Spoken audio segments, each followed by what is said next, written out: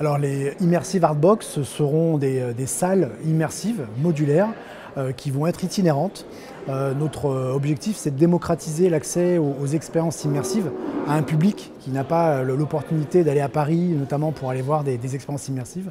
Donc on crée une salle donc modulaire qui va être itinérante, qui va se balader dans différentes villes de France et s'installer au cœur des villes pour proposer ces expériences à tous les publics. En fait, avec l'Atelier des Lumières, on a découvert qu'il y avait une vraie appétence du grand public pour de nouvelles expériences culturelles, notamment au travers des beaux-arts. Et donc on a tout de suite découvert que le grand public venait voir ce type d'expérience, mais ces expériences aujourd'hui sont quand même centralisées dans les grandes villes. Donc à Paris, en ce moment, il y a 4 ou 5 expériences immersives en même temps.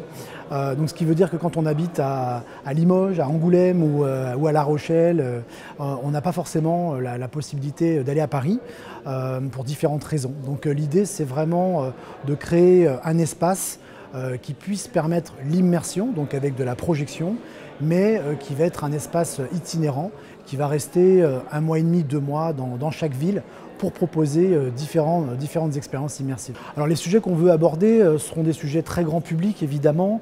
L'idée c'est de rester sur des thèmes autour de l'histoire, des sciences, autour de la nature, mais aussi autour de thèmes de société, notamment pourquoi pas autour du féminisme, autour des grands mouvements sociaux.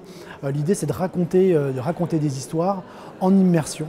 Donc ce qui demande aussi une réalisation particulière, parce que là vous serez vraiment immergé dans l'image et dans le son, et vous êtes au centre de la salle.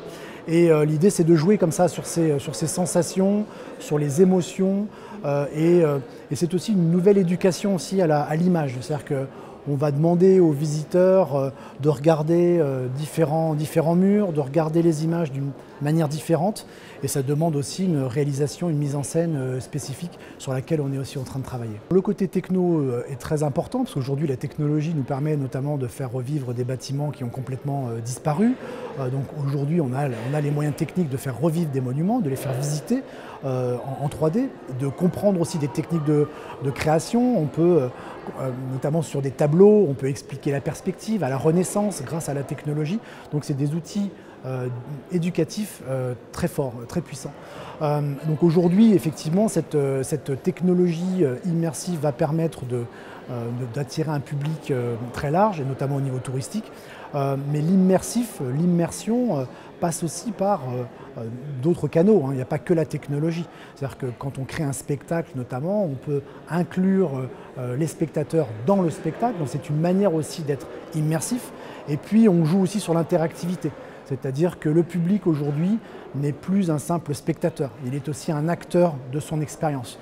Et je pense qu'au niveau du tourisme, au niveau des projets culturels, au niveau des projets dans le patrimoine, il y a une très grosse demande du public de participer, de jouer, d'être dans un esprit aussi de gamification.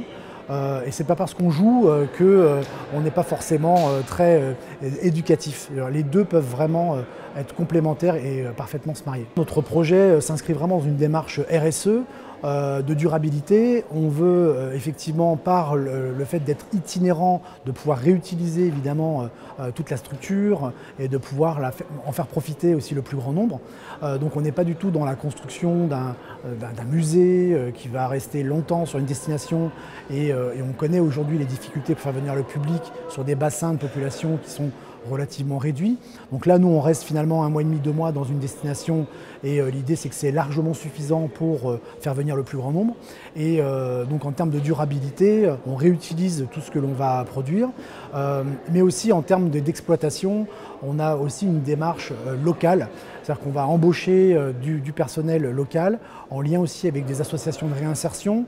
On va former des gens à l'accueil, et d'une année à l'autre, quand on va revenir sur la destination, on pourra réembaucher des gens.